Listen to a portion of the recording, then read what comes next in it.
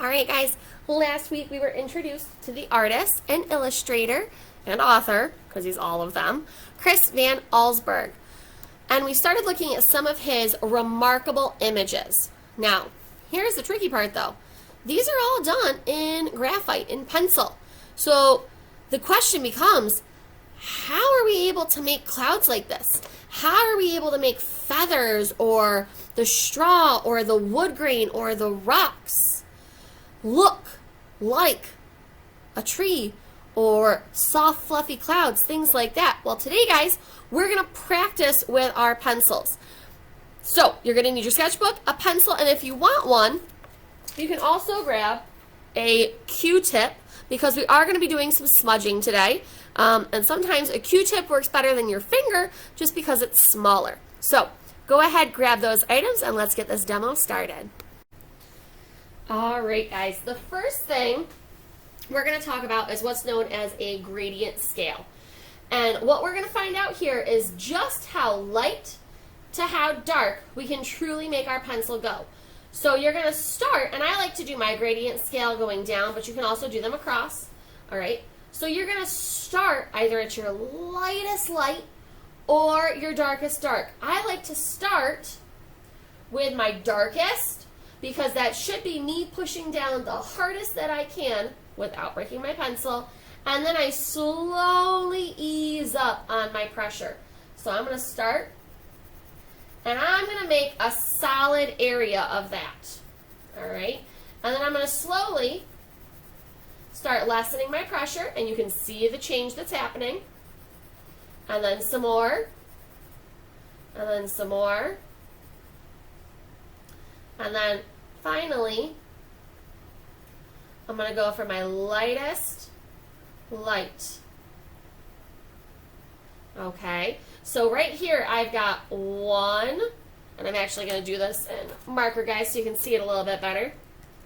So right here is 1, 2, 3, 4, and 5. 5 different values, because that's what this is. This is a value scale. We could do this with crayons as well, okay, or colored pencils. It's all about going from darkest to lightest. Now that's just my pencil on its own, okay? So how does Van Allsburg achieve these beautiful, big, fluffy clouds? Well, I'm noticing we've got some really dark darks with lots of mediums and then areas of light. So you're not going to draw a cloud like this. No!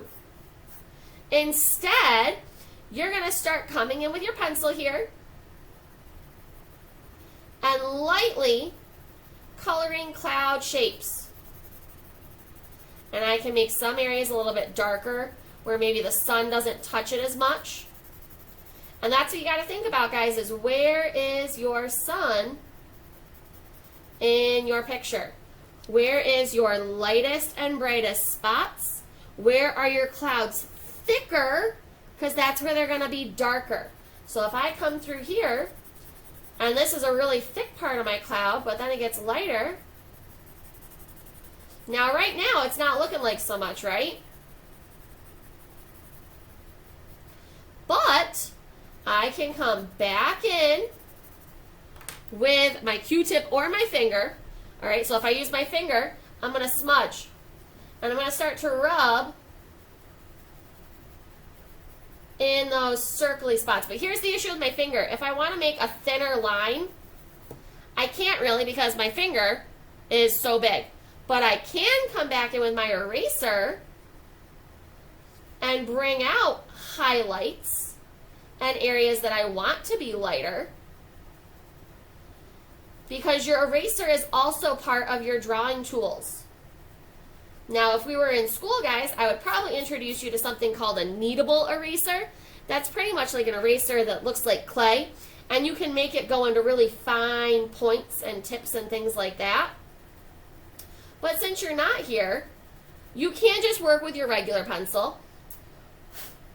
And you got to be careful, especially if you've got ink, or not ink, graphite on your finger, because if I go through here and I smudge, obviously just to wipe away, that's going to pick up.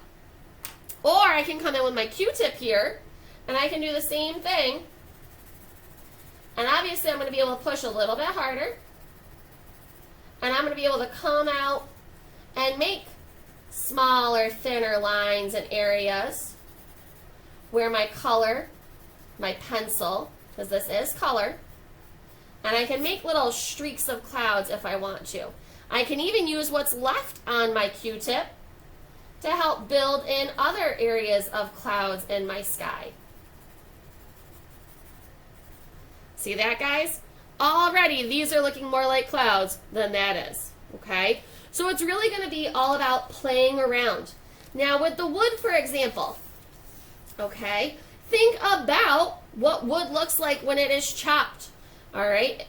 If we're going with just a round piece, all right, that hasn't been split yet, a chunk, we need to have a circle at the top, and he's probably going to have some rings in him. Maybe he's got a knot in there, and you're going to see that a little bit on the top. But on the sides, and I can smudge that out too, make it a little bit lighter, because the inside of our wood is going to be lighter than the outside. The bark should be darkest. I can come back in with my pencil eraser to help lighten that up. And then my bark, I can start coming in, and maybe I'm going to do a bunch of, I'm going to give it kind of a rougher top here. Same rougher look on the bottom. I can come in, and maybe I just want to start off by making some hard lines to make it look like bark on the outside. Now, what's it going to look like if I just take my Q-tip here, and again, I'm going to go straight up and down. I don't want to go this way because it's going to break the flow. You want to follow the path. If I come in like this and just smudge these areas, well, that already is reading more like bark and like a tree trunk than if I was to just draw one out regular. And I can always come back in and add in more dark spots if I wanted to. Or I could come back in with my pencil eraser and pull out some lighter areas. Maybe the sun, because you've got to think about the sun here, maybe the sun is shining and it's coming in this way. That means this side of my tree is going to be way darker than this side, and this one's going to get a lot lighter just because the sun is hitting it on that side. And so see how I've done that, guys? Pulling in those lights and those darks. And I can still come back in with my Q-tip here and play around with softening up my colors. So here's what I want you to do, guys. I want you to start playing around. Think about that list that we made last class, okay? Your ordinary versus your extraordinary, all right?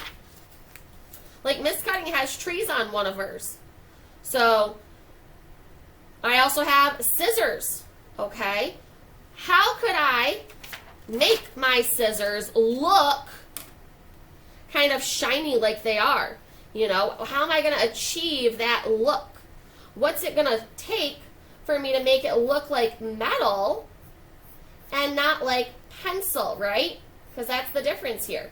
We want it to look like what it does in real life. Ooh, drew that way too low down there. And I'm sure some of the objects that you picked, you might have around your house. So grab them and really take a look at what they look like. Don't guess. Guys, there should not be any guessing here. If you are picking objects that you are familiar with and know, you should not be guessing and saying, well, I think it looks like. No, no, no. Go get it. Go grab it. So if I want to come back in here with my pencil, I can say, well, I see a little bit darker of an edge here where my blade is angled. And then how am I going to make this kind of look shiny? Maybe I can just come in and use my Q-tip. And will this read like metal if I kind of fuzz it out like this? And it sort of does. So I might need to play around with that some more to see what else can I do. Oh, I see some highlights. Maybe if I pull in some highlights, that will help, okay? So the goal this week, guys, is to really play around. Think about the objects that you picked. Your ordinary and your extraordinary. Okay, what are they doing? What's their action? All right, our broom is chopping wood. Our broom is feeding chickens. All right, these boys are sailing into a unknown railroad waterway, okay? Here we have a ship coming into a city. What's a cruise ship doing in there? It can't fit, right? All these things, guys. How are we going to show our lightest lights and our darkest darks? Okay? This is what you need to do this week. Really play around and see what your pencil can truly do. So try making clouds. Try making some water, right? Maybe if I come through here, and I'm just going to do a little strip of water here. I'm not even going to try and make it anything like a river. I could if I wanted to. Could toss in some grass or some rocks or whatever here on the side of the bank, right? But how are we going to make water look wet and liquidy? Is the whole thing going to be blended and smooth, or are you going to leave some really bright areas for highlights? You should probably leave some bright areas, right? Because the water, unless there's no sun and it's a cloudy day, water reflects the sun really, really well. Play around with a Q-tip. If you don't have a Q-tip, you can also roll up some paper towel or a tissue and use that. All right? But for now, guys, play around, have fun, really think about what is your top 2 ideas. What ordinary object are you going to have doing something extraordinary? Okay? And then next week, we'll start diving into the drawing of our image. And maybe I'll even show you the one that I made last year. But for now, guys, bye!